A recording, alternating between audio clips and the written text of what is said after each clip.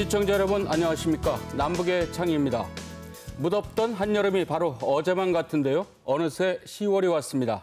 네, 시간이 쏜살 같다는 표현 정말 실감하게 되는데요. 오늘 남북의 창 시작하겠습니다. 네, 동해상에선 한미연합훈련에 이어서 한미일 연합해상훈련이 진행이 됐는데요. 북한은 단거리 탄도미사일을 연이어 발사하면서 군사적 긴장을 고조시켰습니다. 통일외교부 서지영 기자와 함께 이 소식부터 짚어보겠습니다. 서 기자, 북한의 이번 미사일 발사 어떤 의도가 있다고 봐야 할까요? 우선 시기에 주목을 해야 될 것 같습니다. 미국의 핵추진 항공모함 로널드 레이건함이 입항을 했을 때, 미국의 부통령이 방한을 했을 때, 그리고 한미일 해군이 동해상에서 연합훈련을 했을 때 탄도미사일을 쐈습니다. 북한은 무슨 얘기를 하고 싶은 것이냐?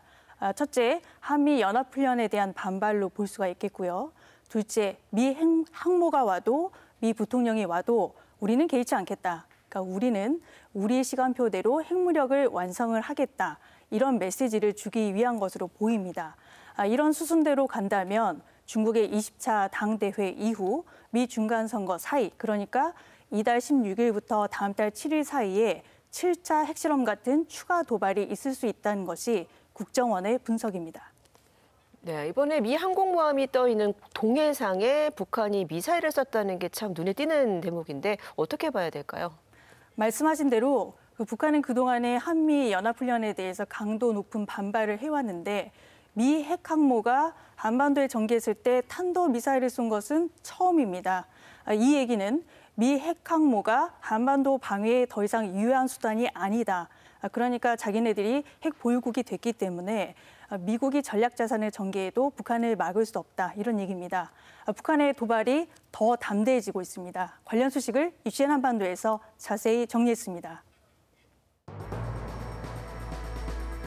평안남도 순천 일대에서 동해상으로 발사한 두 발의 단거리 탄도미사일. 음속의 5배인 마하-5에 50여 킬로미터로 350킬로미터 정도 비행한 것으로 합참은 분석했습니다. 북한은 지난달 28일엔 평양 순안 일대에서 역시 단거리 탄도미사일 2발을, 25일엔 평북 태천에서 1발을 쐈습니다. 닷새 사이 3번이나 미사일 도발을 이어갔지만 북한 관영 매체들은 이 소식을 일절 보도하지 않았습니다. 남측이 이 도발의 원점, 발사 지점을 제대로 파악하고 있느냐 이런 걸 끊임없이 시험하고 있고 어떨 때는 슬쩍슬쩍 보여줌으로써 계속 우리를 혼란에 빠뜨리려고 하는 이런 고도의 심리전도 있다고 봅니다. 특히 지난달 28일과 29일은 한미 해상훈련이 진행되던 시점으로 그것도 미국의 항공모함이 투입된 가운데 발사한 점이 주목됩니다. 북한이 이례적으로 한미의 연합훈련 기간에 미사일을 쏜 건 군사력을 내세운 압박에 밀리지 않겠다는 무력 시위라는 분석입니다. 지금 미국은 이 시각에도 조선반도 주변에서 매우 심각한 우려를 자아내는 합동군사연습을 벌려놓으려 하고 있으며 이는 명백히 조선반도 정세를 전쟁 적경으로 몰아가는 도화선에 불을 붙이는 매우 위험천만한 행위입니다. 한미는 지난달 26일부터 나흘 동안 한미 함정 20여 척을 동원해 대특수전 부대작전을 비롯해 대수상전, 대잠전 등 다양한 해상훈련을 진행했습니다. 이런 가운데 한미 해군은 일본의 해상자위대와 함께 북한의 잠수함 활동을 견제하기 위한 연합훈련도 실시했습니다. 동해상에서 진행된 한미 연합훈련이 끝나자마자 일본이 합류해 훈련한 건데 한미일 연합 대잠훈련이 실시된 건 2017년 4월 이후 5년여 만입니다.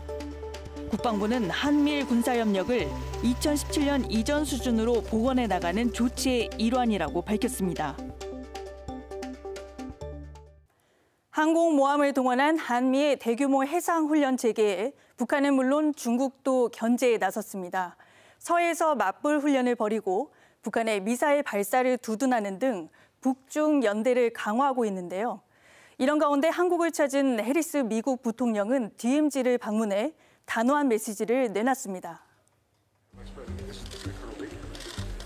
일본에 이어 하루 일정으로 한국을 방문한 해리스 미 부통령. 북한의 잇따른 미사일 도발 속에 DMZ를 직접 방문해 한국에 대한 미국의 방위 공약 의지를 과시했습니다. 북한을 악랄한 독재 정권으로 규정하며 북한이 불법 무기 프로그램을 보유하고 있다고 비난했습니다. 앞서 윤석열 대통령과 해리스 부통령은 85분간 만나 한미 관계 강화 방안과 북한 문제 등도 폭넓게 논의한 것으로 전해졌습니다. I'm here to reinforce the strength of our alliance and strengthen our work together. 한미가 강력한 대북 억지력을 강조하는 가운데 중국도 보란 듯 북한과 공동전선을 펴는 모양새입니다. 한미가 동해훈련을 하는 동안 중국은 서해에서 군사훈련을 진행하고 북한의 탄도미사일 발사를 미국 책임으로 돌리기도 했습니다. 이제 바이든 대통령 그리고 바이든 행정부가 강조하고 있는 것이 이 민주주의 체제를 공유하는 국가들 간의 연대입니다. 일단은 지금 현재 북한도 그렇고 중국도 그렇고 공통의 동기가 있는 게 그 인도 태평양 지역에서 미국과 미국의 동맹국들의 이제 그 연대가 강화되는 걸 저지해야 될 공동의 이익은 있어요. 중단 150일 만에 재개한 북중 화물열차 운행도 같은 맥락으로 보입니다. 북한은 화물열차를 통해 쌀과 의약품뿐만 아니라 배관과 용지 등 일반 자재들도 들어가는 것으로 확인됐습니다. 최근 한미 관계에서 북한 문제만큼이나 존재감이 커지고 있는 사안이 있습니다. 바로 타이완과 관련된 이슈입니다. 타이완 문제를 둘러싼 미중 갈등이 고조되면서 군사적 충돌 가능성도 점점 높아지고 있는데요. Would U.S. forces defend the island? Yes, if in fact there was an unprecedented attack. Unlike Ukraine, to be clear, sir, U.S. forces, U.S. men and women, would defend Taiwan in the event of a Chinese invasion. Yes. 미국 내 일각에선 중국의 타이완 침공 시 주한미군의 투입 가능성까지 제기하고 나섰습니다. 미국 CNN 방송과의 인터뷰에서 윤석열 대통령은 타이완에서 군사적 분쟁이 생길 경우 미국을 지원하겠느냐는 질문에 이렇게 답변했습니다. In the case of military conflict around Taiwan, there would be increased possibility of North Korean provocation. Therefore, in that case, the top priority for Korea and the U.S.-Korean alliance on the Korean Peninsula would be based on our robust defense posture. We must deal with the North Korean threat first. 자유를 명분으로 미국과의 가치 동맹을 내세우곤 있지만 타이완에서 무력 충돌이 일어나도 군사적인 참여는 어렵다는 점을 내비쳤다는 분석입니다. 하지만 윤 대통령의 인터뷰 뒤 미국에선 오히려 결이 다른 발언들이 잇따라 나왔습니다. 미 국무부 대변인은 타이완 급변 사태 시 한국이 방어에 나서길 원하냐는 질문에 가치 공동체를 강조했는데 한국의 관여를 바라는 것이라는 해석입니다. 에이브럼스 전 주한미군 사령관도 타이완 침공 시 어떤 병력을 활용할지 결정하는 것은 미국이고 주한미군이 일부 투입되더라도 북한에 대한 억지를 유지할 수 있다고 언급했습니다. 윤석열 대통령께서 다른 데서는 자유를 강조하고 민주주의 국가들끼리의 어떤 연대를 강조하고 있거든요. 그것은 우크라이나 전쟁, 타이완 위기 때 적극적으로 미국에 편승해서 이 민주주의 국가들이 대처해야 된다는 뜻으로 들리거든요. 한미일이 계속해서 단순히 북한만이 아니라 타이완이나 러시아에 대해서도 좀 효용성 있는 자유의 가치냐, 이 점에 대해서는 아직까지 윤석열 정부가 제대로 답변하고 있는 것이 아니다. 그래서 미국에서 의심하기 시작했다.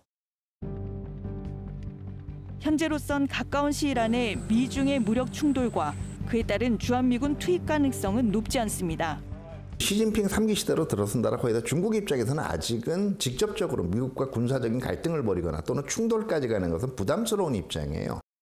지금은 일종의 대만에 대한 어떤 심리적인 압박, 그리고 사실상 대만 근처에 근접하려고 하는 다른 국가들이 가지게 되는 일종의 우려를 자극하려고 하는 측면이 강하고요. 하지만 타이완 해협은 세계 최고의 화약고가 된 만큼 최악을 염두에 둬야 한다는 평가입니다. 특히 만에 하나 평택과 군산에 있는 미 공군이 타이완에 투입되면 자칫 중국군이 보복 공격에 나설 수 있다는 분석입니다. 여기에 북한까지 일촉즉발의 전면전 위기 상황을 만들 경우 미국의 대응은 두 개의 전선으로 분산될 것이란 전망도 나옵니다. 제가 우려하는 것도 그런 거예요. 대만 해협에 긴장이 벌어지면 틀림없이 미국은 이제 해공권력을 중심으로 대응 전력을 출격을 시킬 거고요. 북한의 입장에서는 그게 한반도에서 미국의 안보 공약에 공백이 생기는 시점이라고 생각할 수가 있습니다. 북한이 이제는 한미일과 협상이나 대화에 미련을 두지 아니하고도 현재와 같이 격화되는 미중 전략 경쟁에 편성만 하면 그러면 또 다른 어떤 자기들의 활로가 열린다고 믿고 있기 때문에 그런 가장 큰 변수는 타이완으로부터 올 것이다. 이런 정도의 생각은 분명히 할 수밖에 없다. 오히려 안 하면 이상한 거다. 우크라이나 전쟁과 중국의 타이완 위협, 그리고 북한의 미사일 도발이 하나의 거대한 사슬로 엮일 경우 우리의 의사와 무관한 동맹 연루가 현실화할 수 있다는 우려가 커집니다.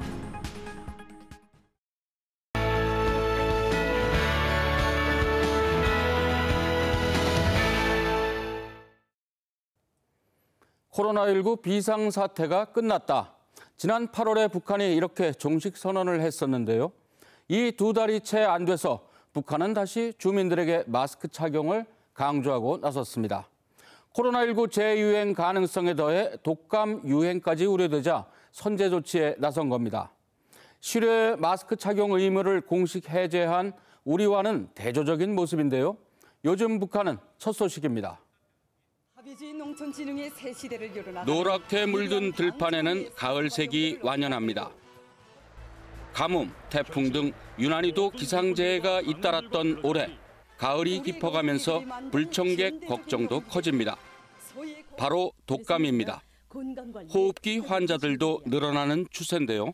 지금 낮과 밤의 온도 차이가 심하고 또 사람들이 신체가 급격히 변화되는 이 기온의 변화에 빨리 적응되지 못하는 데 있다고 볼 수 있습니다.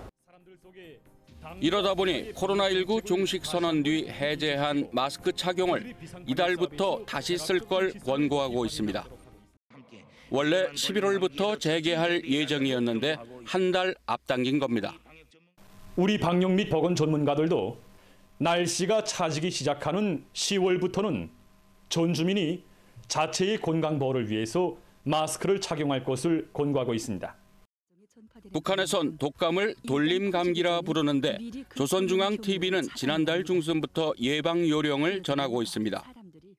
특히 코로나19처럼 어린이 사망률이 높고 전염력이 강하다는 점을 강조합니다. 돌림감기는 일반 감기와 달라서 독성이 세고 또 전염력이 센 것이 특징입니다. 증상도 심하고 또 오래 갈 수 있습니다. 또 순식간에 많은 사람들에게 퍼질 수 있는 이런 위험성을 가지고 있습니다. 코로나19 재유행과 독감이 겹치는 이른바 트윈데믹이 발생해 통제가 어려운 감염병 확산을 우려한 것으로 보입니다.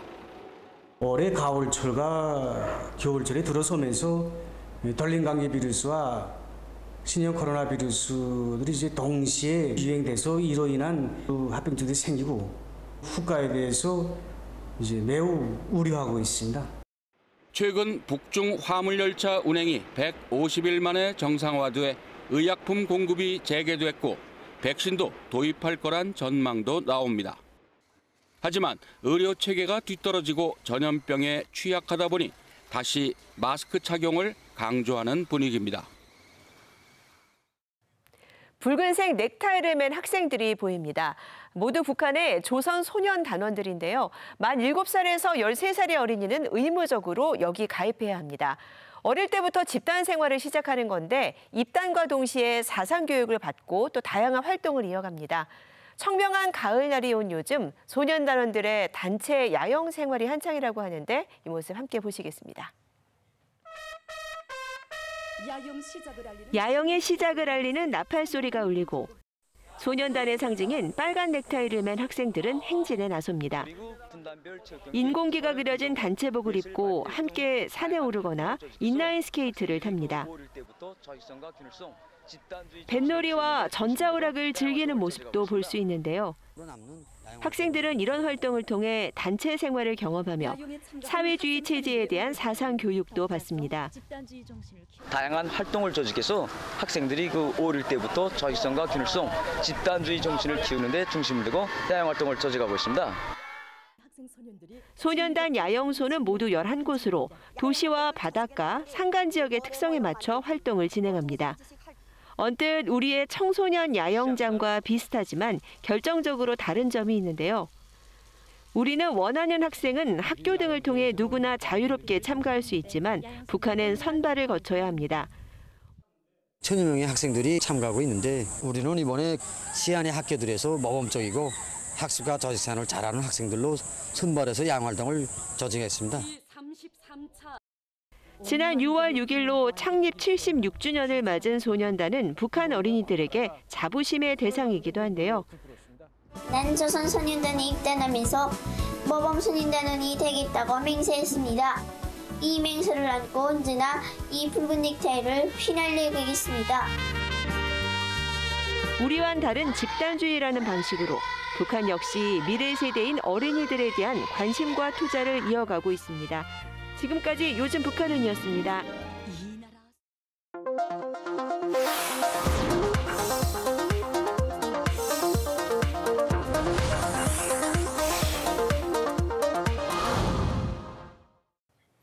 (10월 1일) 국군의 날입니다.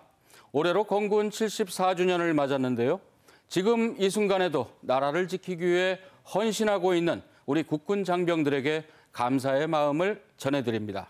네, 특히 사병들의 경우 그야말로 청춘의 귀한 시간을 병역 의무를 다하느라 군에서 보내는 만큼 병영 환경이나 또 처우 문제에 대해서 사회적 관심이 높은데요. 북한도 우리와 마찬가지로 징병제를 택하고 있지만 군 생활은 우리와는 너무도 차이가 큽니다. 네, 북한에선 남성의 경우 10년간 군 복무를 해야 합니다. 또 군사훈련뿐 아니라 재복구 등 각종 경제 현장에도 투입이 되고 있는데요. 최근엔 코로나19 방역 현장에 북한군이 투입이 돼서 역할을 하기도 했습니다. 그렇습니다. 당과 군은 물론 인민을 위한 무한 헌신을 강조하기 때문인데요. 하지만 유엔 인권기구는 북한 군인들이 처한 환경이 인권을 침해하고 있다고 지적하고 있습니다. 북한 군인들의 병영 실태가 어떤지 클로즈업 북한에서 짚어봤습니다. 어둠이 짙게 내려앉은 평양. 말끔하게 군복을 차려입은 군인들이 약국 앞에서 일제히 거수경례한다. 코로나19 방역 사업에 투입됐다 귀대하는 모습이다.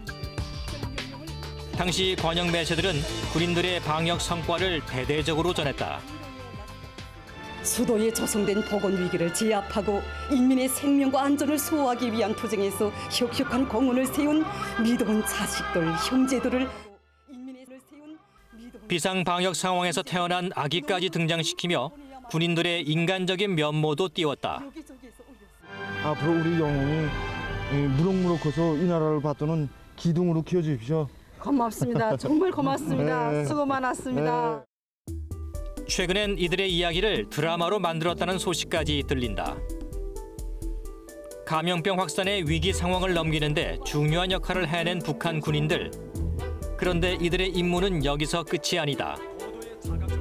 조선인민군 선철주 소속부대 군인 건설자들이 단천 1호 발전소 건설에서 성과를 이룩하고 있습니다.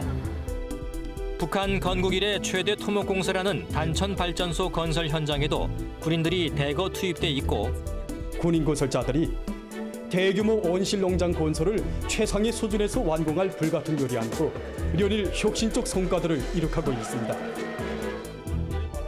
김정은 위원장의 착공식을 챙긴 함경남도 연포 온실 농장과 평양 화성지구 만세대 산림집 건설 현장에도 군인들을 볼 수 있다. 군의 본의원의 역할도 하지만 이제 경제 관련한 일이나 아니면 건설 관련한 일에 동원되는 일들은 과거에서부터 계속 있었던 일입니다. 대부분이 다 청장년층이잖아요. 업무 효율성이나 성과 측면에서 가장 활용하기 좋은 집단이라고 생각이 되고요. 또 전국적으로 배치되어 있기 때문에 아무래도 많은 분야에 활용이 될 수 있을 것 같습니다. 경제에서 군의 역할이 커진 건 1980년대 국가 대건설 사업이 늘면서부터다. 민간 부문이 맡기 어려운 공사에 군대를 투입한 건데 김정은 위원장 집권 이후에도 마찬가지다. 지난 2016년 군인 신분으로 동부전선 군사 분계선을 넘은 탈북민 김강유 씨 역시 동원은 일상이었다고 전한다. 경제 현장에 안 동원되는 부대가 없습니다. 거의 대부분 다 동원되고 최전방 부대라고 할지라도 다 건설 현장도 나가고 농사 현장도 나가고 다 동원됩니다. 군대 가서 총 쏘는 것보다는 삽질이나 호미자로 둔 그런 기간이 더 많기 때문에 동원은 무조건 다 됩니다. 김 위원장의 대표 업적인 평양 미래과학자 거리와 여명거리, 백두산 영웅 청년발전소 건설에도 대규모 군 인력이 동원됐다. 백두산 영웅 청년발전소의 경우 군인들이 폭포수를 맞으며 통나무를 받기도 했고 목까지 물에 잠기는 개천에선 이른바 인간 다리까지 만들었다. 인민군대는 최고 사령관이 바다를 메우라고 하면 바다를 메우고 산을 떠옮기라고 하면 산을 떠옮겨야 합니다. 군의 자원과 역량을 활용하기 위해 김정은 위원장은 집권 직후부터 군의 중요성을 각인시켜왔다. 집권 첫 해인 2012년 1월 1일 새해 첫 일정도 군이 서울 유경수 제105 탱크사단 방문이었고 때론 부인 이설주 여사까지 대동해 부대를 시찰했다.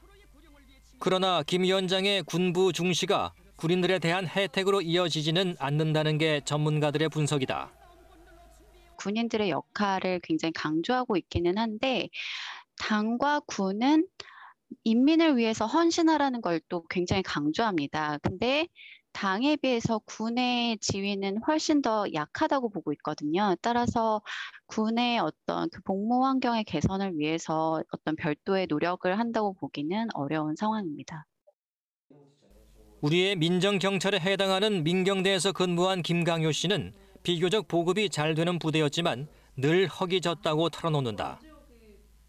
보급이 좋은 경우는 흰쌀밥을 먹어요. 그래도 흰쌀밥을 주는데 반찬 같은 경우에는 단무지, 여기서 먹는 단무지 같은 염장무 한 5조각 주면 많이 주고 된장국, 그리고 여름에 그럴 때는 배추국 이 정도 먹을 수가 있고 소금국도 많이 먹고.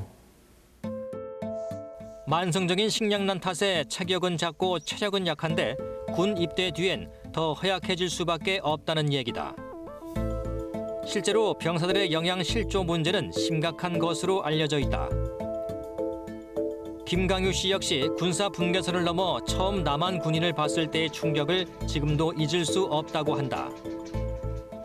북한군에서 항상 하던 얘기가 있거든요. 훈련을 할 때나 일가 집행할 때나 항상 일당백 군인이 되자고 얘기했었거든요. 한 명이 100을 당하는 군인이 된다고. 근데 한국 군인들 보니까 그런 생각이 싹 사라지더라고요. 한국 군인들이 몸 상태가 너무 좋고 솔직히 첫 인상으로서는 그걸로 다 판단했죠. 한국 군인들 몸 상태가 좋구나. 싸우면 지겠구나 이런 생각했던 거죠.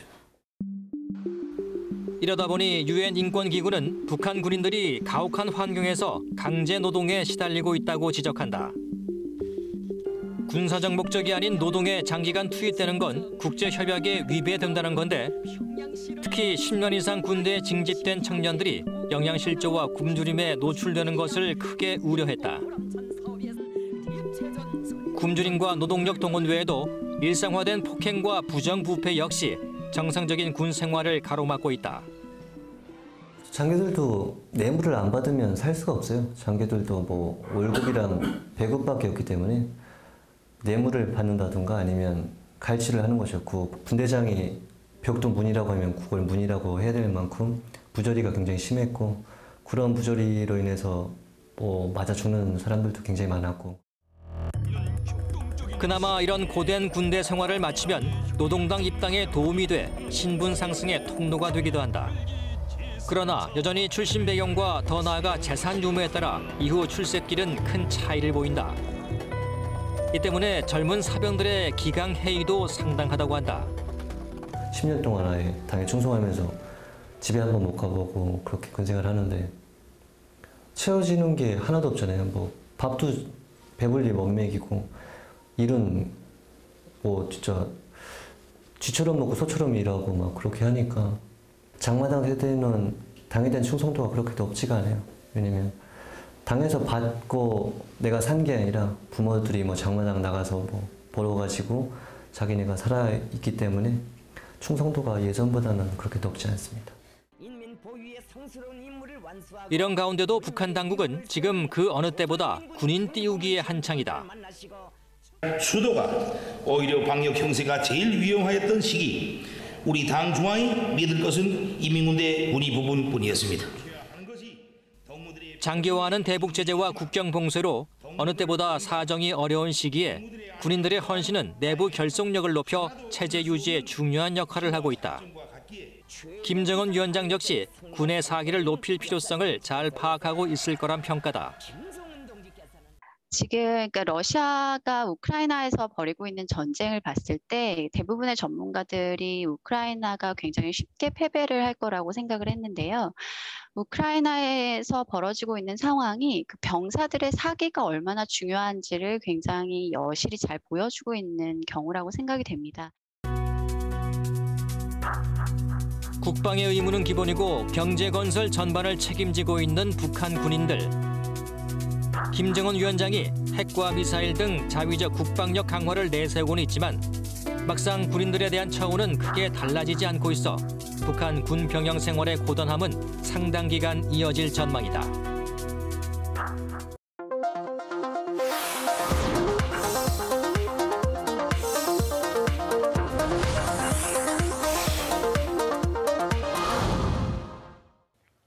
우리 사회엔 보람되고 좋은 일들을 하는 봉사단체들이 많이 있는데요. 오늘은 좀 특별한 봉사단 단원분들을 소개해드리려 합니다. 네, 일반인들과 탈북민들로 이루어진 봉사단인데요. 농촌의 독거노인들을 돕는 활동에서부터 마을 안전을 지키는 방범 활동까지 참 다양한 봉사를 하고 계십니다. 이하영 리포터, 이러한 봉사단체들이 모인 축제장이 열렸다고요? 네, 맞습니다. 남북통합문화센터가 주최한 자원봉사 페스티벌에 다녀왔는데요. 네. 탈북민들로 함께하는 자원봉사 단체가 전국에 이렇게나 많구나라는 걸 새삼 알게 됐습니다. 또 이곳에서 전국 각지에서 펼치고 있는 다양한 봉사활동을 직접 만나고 체험도 해볼 수 있었습니다. 네, 탈북민들께서는 이제 한국 사회에 정착하는 것만도 만만치 않을 텐데 어떻게 이 봉사활동까지 하게 될 생각들을 하셨을까요? 네, 제가 이분들과 직접 이야기를 나눠보니까요. 이곳 남한 땅에서 받은 것들이 고마워서 이에 꼭 보답하고자 봉사활동을 시작했다고 합니다. 온정이 온정을 낳는다고 할까요? 훈훈한 이야기 가득한 현장 함께 가보시죠.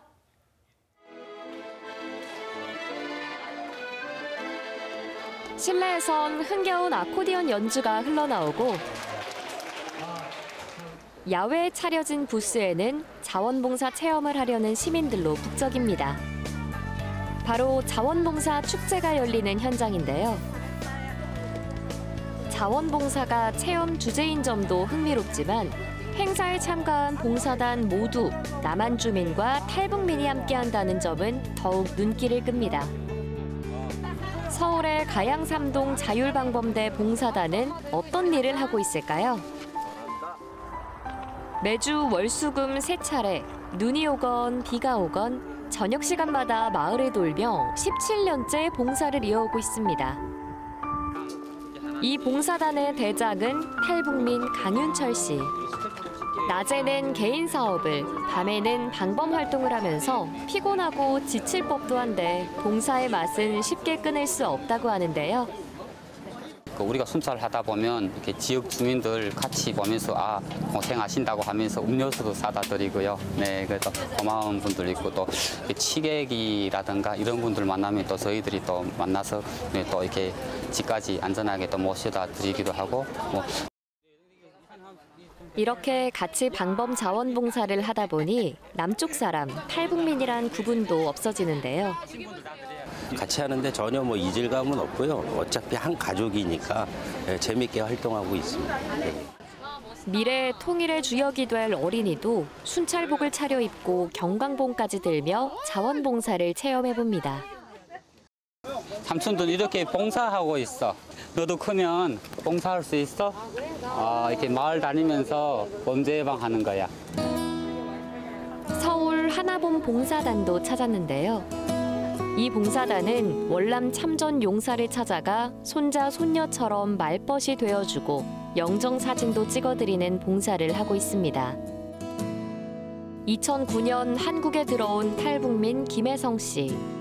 어르신들의 말벗이 될 때마다 북녘에 계신 부모님 얼굴이 떠오릅니다.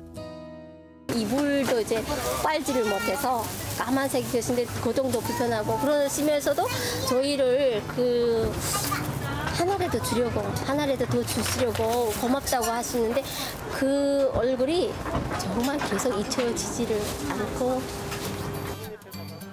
독특한 체험을 준비한 봉사단도 있는데요. 사과 모형 매달기 체험을 준비한 이 봉사단은 충북 음성에서 일손이 모자란 농가를 돕는 소금 봉사회입니다.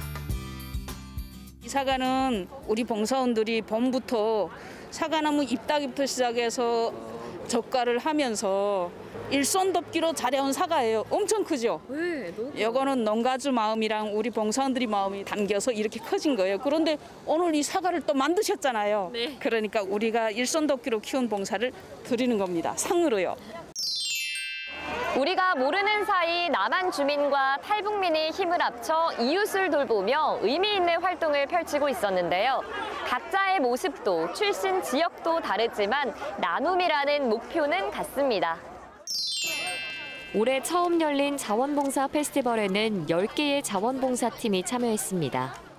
자원봉사자의 날을 기준으로 해서 다양한 페스티벌이 준비되어 있지만 남북 주민이 함께 모여서 진행하는 자원봉사 페스티벌은 오늘이 처음이라고 할 수 있겠습니다. 그래서 더욱 뜻깊고 좀 감격스럽고 그렇습니다. 이번 행사를 찾은 고령의 탈북민은 고향 땅에 두고 온 딸이 자꾸 생각납니다. 전 통일이 빨리 오라 했어요. 우리 딸 만나게. 20여 년 전 굶어 죽지 않기 위해 부부가 함께 탈북했지만 26이던 딸은 북녘에 두고 온 건데요. 그 사이 강산은 2번 변했고 딸의 소식도 끊겼습니다. 그래서 죽지 말고 목숨만 붙어 있었으면 좋겠어요. 그걸 바래요. 코로나 이후부터는 아예 소식도 몰라요. 이 같은 사연 하나씩은 품고 있을 탈북민들이 봉사를 하는 모습에 위로를 얻었다는데요. 그 사람들도 다 형편이 어렵겠는데 이거 자원봉사까지 하는 거 보면 진짜 감동돼요. 체험 행사와 더불어 우수 프로그램에 선정된 10개의 봉사단의 시상식도 열렸습니다. 전국의 많은 자원봉사단 중 엄격한 서류 심사와 현장 심사를 거쳐 최종 선발된 건데요. 대상은 소금 봉사회 팀입니다. 저희 소금봉사에는 말 그대로 지역의 소금이 되고 싶어서 점점 고령화되어 가고 있는 농촌에 어르신들이 자식이 되고 그분들이 우리를 진심으로 자식으로 아끼게끔 열심히 봉사하고 있습니다. 무용과 노래로 재능 나눔을 하고 있는 제주에서 온성까지 봉사단의 축하 공연으로 분위기는 한껏 무르익었습니다. 이곳은 그간의 나눔 활동을 인정받고 다 함께 모여 즐기는 축제 현장이었는데요. 더불어 남한 주민과 탈북민 자원봉사자들이 새로운 인연을 맺는 소통의 장이 되기도 했습니다. 자원봉사 축제가 막을 내리기 전 사과를 들고 어디론가 분주히 향하는 소금봉사회 봉사자들. 오늘 너무 대상 축하드립니다. 다른 봉사단을 찾아 첫인사와 함께 정을 나눕니다. 농사일손 돕기하는 사과. 그래요? 제일 크네요. 예, 이거 한번 드셔보세요. 그럼 우리 것도 하나 받아봐야지. 이거 간단히 먹을 수 있게. 인절미. 펑펑 떡. 맛있어요. 이렇게 또 잘 모르던 봉사자들끼리도 거리가 한 뼘 더 가까워졌습니다. 나눔을 함께하는 동료와 다른 봉사단, 그리고 이곳을 방문한 주민들까지 서로가 서로에게 따뜻함을 선물했던 시간.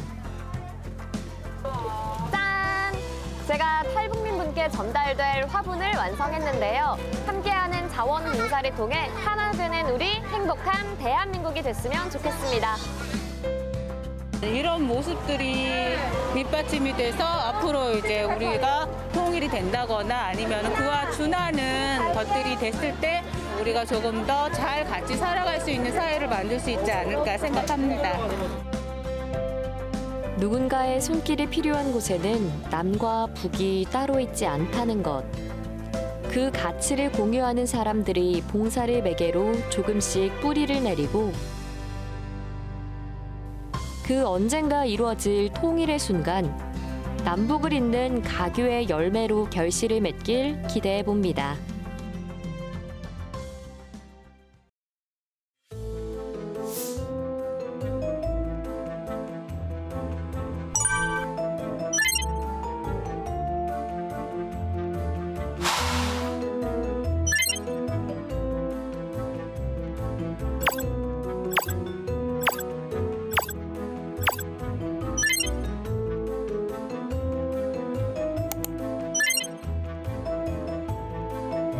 제가 이설주 공연 관람하는 것을 몇 차례 저랑 같이 본 적이 있어요. 근데 저렇게 액션을 안 하거든요. 그러니까요. 애정이, 사랑이 쭉쭉 넘치잖아요. 그런 거 보면은 같은 것 같은데 얼굴도 닮았고 그런데 몰라요.